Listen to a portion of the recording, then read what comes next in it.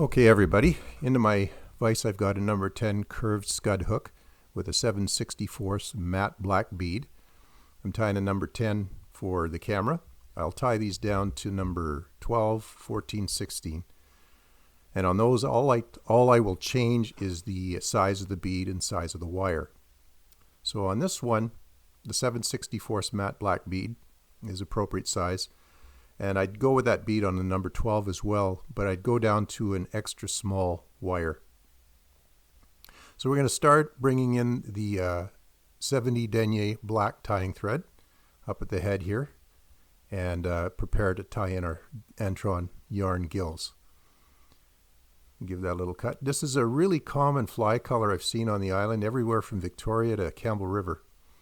And so I thought I would make a pattern for the island anglers, and I'm certainly going to be trying this out in the interior as well. I'm anticipating finding some of them up in the Caribou region as well.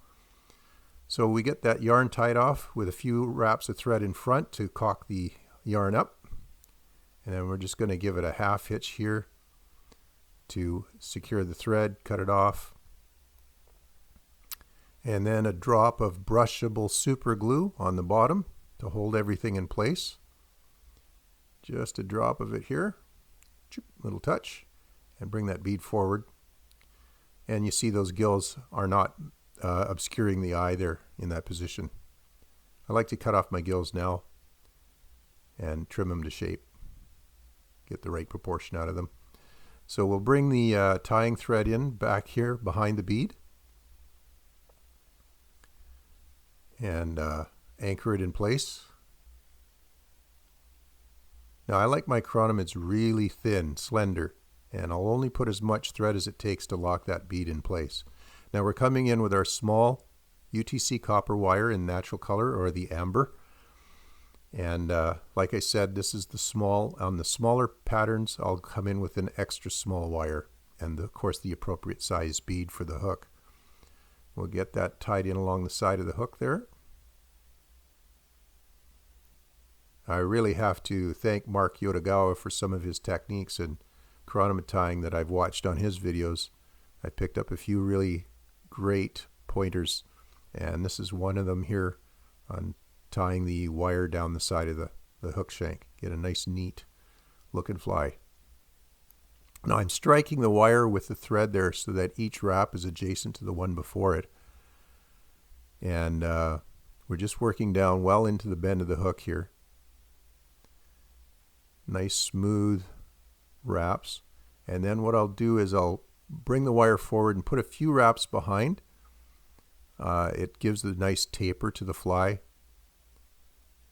and gets that rib started partway up from the actual tail of the fly. I like the segmentation to begin a little ways up. Okay, so now we've got the copper wire tied in. We're going to bring in our flashabou. I'm using the flashabou in bronze. I'll show it to you here on the back. Flashabou bronze, and it's the number 6917. This gives me the color I want. It's a nice brown reflective color. So we get a strand of that tied in here. This has given me the color I need to replicate the brown I see in the chironomid pupa here, along with the copper wire. So we'll get a strand of that anchored back here, just in front of the wire, and then bring our thread forward. And here I'm not worried yet about unwinding or flattening the thread, as we're still building up the taper of the fly.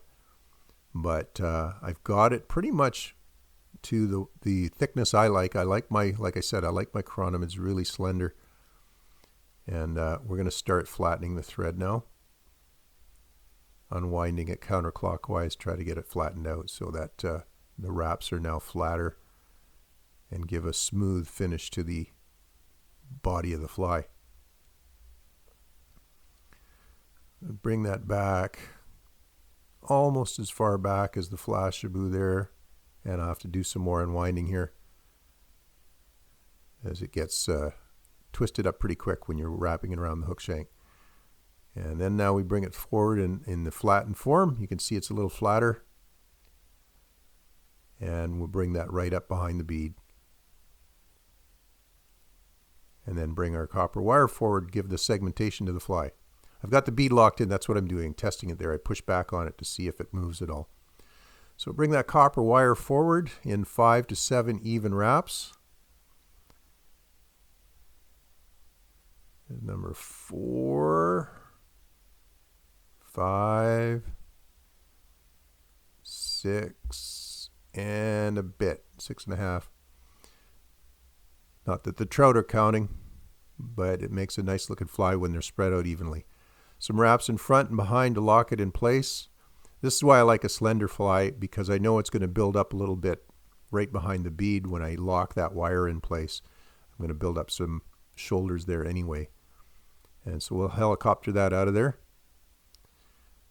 And we're going to come in now with the Flashabou. Now it's easy to over pull this and stretch it. You don't want to put too much tension on the Flashabou or else it stretches too thin. So I just have enough to keep it from uncoiling on the body of the fly. And we just give it wraps in front of the copper wire. But I don't want to pull it. I've done that in my experience before. I've made it happen. I don't like it. Then I have to go back and start all over again. And then we just, you notice that sometimes it coils on loose there because I'm not pulling it very tight. I just want enough tension because I have stretched it too thin before.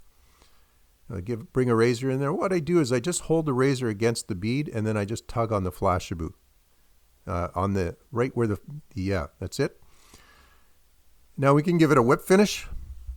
A couple more wraps there to secure everything. Whip finish of 4 or 5 turns. 2, 3, 4, 5.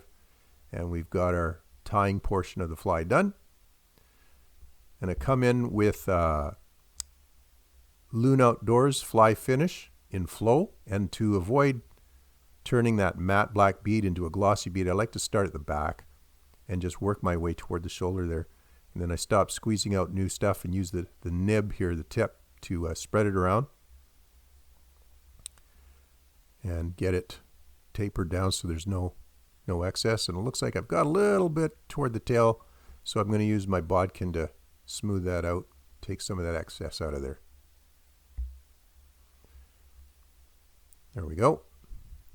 And now we get to hit it with the UV light, and you can see how that Flashabou just glitters there under the light as we harden off that. And then we'll give it a coat of Sally's hard as nails to keep it from going opaque over time.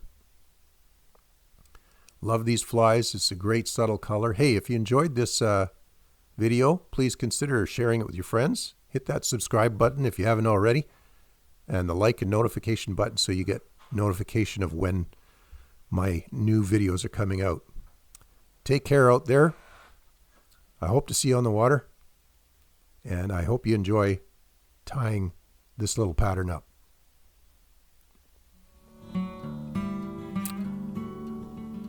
Dandy pattern.